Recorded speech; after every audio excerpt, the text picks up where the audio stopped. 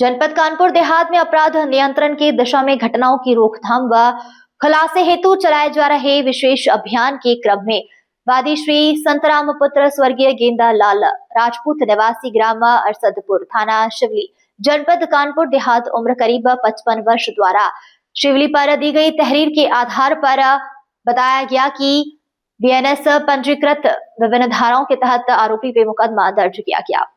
कानपुर देहात से बड़ी खबर। शिवली पुलिस ने राजा बाबू हत्याकांड का सफलतापूर्वक खुलासा कर दिया है।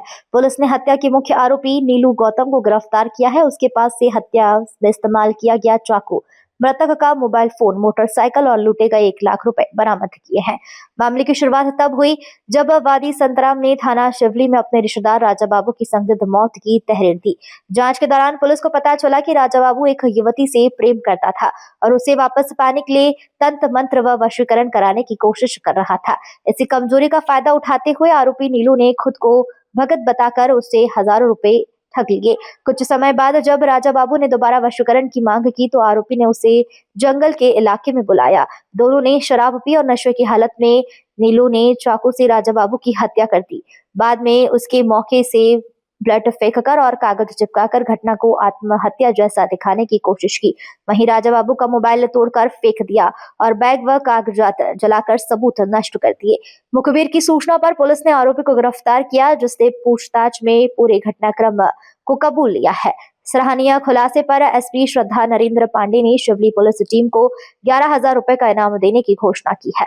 देखिए, ये राजा बाबू पुत्र संत राम लगभग 26 वर्ष का एक युवक अरसदपुर शिवली का रहने वाला था।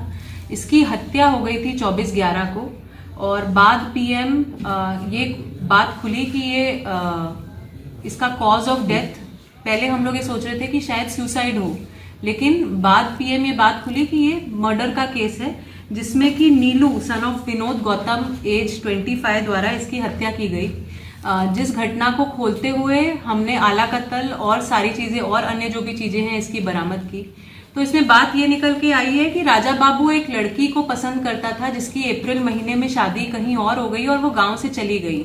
तब इस राजा बाबू ने नीलू को कांटेक्ट किया था और नीलू तंत्र क्रिया करता है, उसको 36,000 रुपए देके कुछ क्रियाएं करी थी, जिसके बाद नवंबर में वो लड़की अपने मायके आ गई। उसकी बात कुछ अपने हस्बैंड के साथ लड़ाई हो गई, तो इसने ये मान लिया कि जरूर उस तंत्र क्रिया के रिजल्ट से ये आई है, तो क्यों ना मैं और अच्छी तंत्र क्रिया करा लूं जिससे कि ये यहीं रह जाए, उससे अलग हो जाए और मुझसे शादी कर ले। तो इसी के क्रम में उसने पुनः नीलू से कांटेक्ट किया, उसको लगभग 1.5 लाख रुपए दिए और तंत्र क्रिया कराने के लिए गए, जिसमें कि कई सारी चीजें जैसे कि मृतका की फोटो शादी के पहले बाद की, मिठाइयाँ, कलेवा और अन्य जो भी यंत्र तंत्र उसने समझाए होंगे नीलू ने, वो लेकर के पहुंचा।